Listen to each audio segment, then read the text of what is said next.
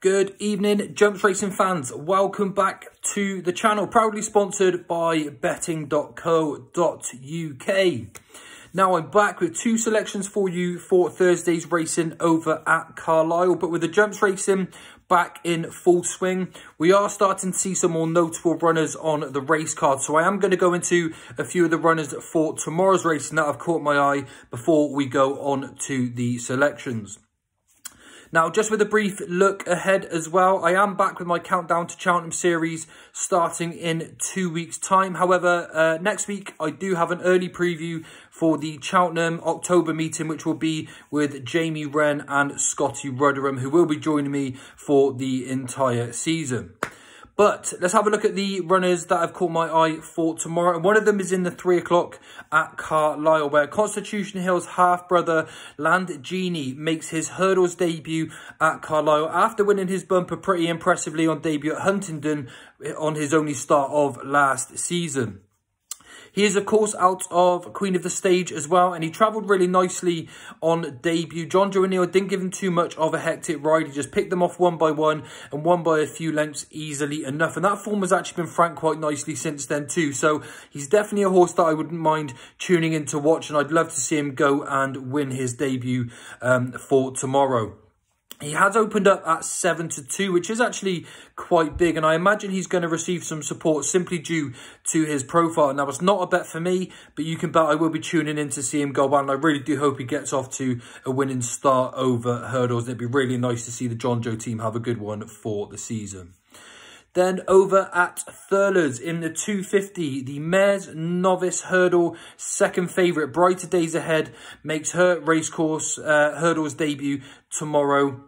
And it's definitely going to be interesting to see how she gets on, because she is in against some pretty decent mares who do actually have a little bit of experience over hurdles already. So she is going to need to prove that she's up to this first time out, but she's won both of her bumpers in pretty decent style, and her latest start at Fairy House was quite taken in the deep ground as well. She's quite a nice mover, and I imagine she's going to be quite well supported. Even though she's 1-2 tomorrow, again, it's not necessarily a bet for me, but worth tuning into so you can have a look at the performance that she puts on, obviously with Cheltenham mind further down the line.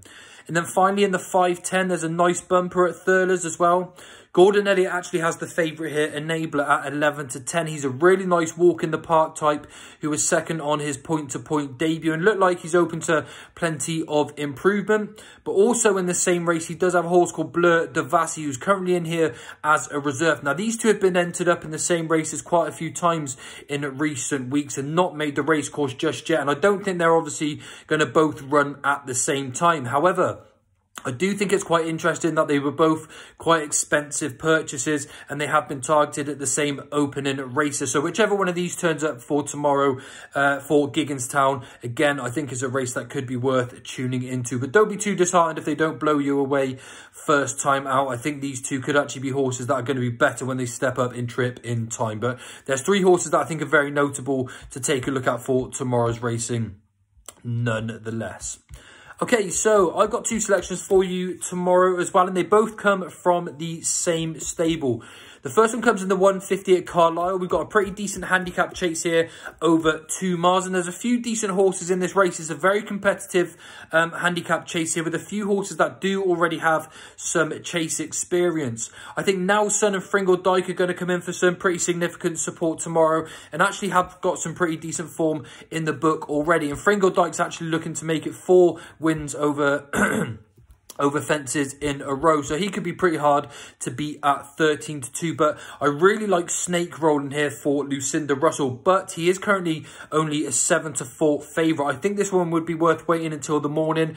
Wait until you get best odds, because I do think he's actually going to drift out tomorrow, even though I don't see that being too much of a problem. I just think there's a few nice profiles in this field that do already have some pretty good experience over fences, so he may go overlooked, but he was very good horse over hurdles last year, and I don't mind that he's dropping back in trip a little bit here, because he will go better when he goes over further, but the good ground, I think, means it's not going to be too much of a problem for him dropping back first time out. I don't think he's going to run if Lucinda Russell doesn't think he's ready, and even though 7-4 is a little bit short right now, I think this one's going to drift in the morning. You might get best odds guaranteed, and you may even get about 3-1 for him on the off. My second selection, again, comes from the same stable. Now, this is in the 335 at Carlisle. A decent handicap chase here. Again, quite a deep handicap chase. And I like Your Own Story here at 9-2 for Lucinda Russell and Derek Fox once again. And I think this one is also going to be ready to go first time out. Again, slightly dropping back in trip. Definitely stays further. Actually ran a really good race in the Scottish National to finish 6th behind Kitty's Light. And this one's a really good traveller, a solid jumper. He's 7 going on 8. So I think he's going to start coming into his prime. And round here, I think he could actually be pretty hard to stop with his jump, and he's a really, really good mover, and I do like his chances quite sweetly. At this point, I do think he could still be ahead of the handicap mark. He's quite a low mileage horse considering he's actually done some pretty good winning and ran in some pretty big races already. But Your Own Story at 9-2, I think could also be worth a bet. So there's 2 selections for you for tomorrow. Wait until tomorrow to back Snake Roll, but I do think that the 9-2 on Your Own Story you could get into now. He's not going to drift too much, and I don't think he's going to shorten too much either. Good luck with your bets tomorrow, everybody. Hopefully the 3 notable runners for tomorrow as well can go and do the business. And I will recap their performances in tomorrow's episode as well. Thanks everyone for tuning in. Don't forget to subscribe to the channel. I'll be back in tomorrow with some more selections. Bye for now.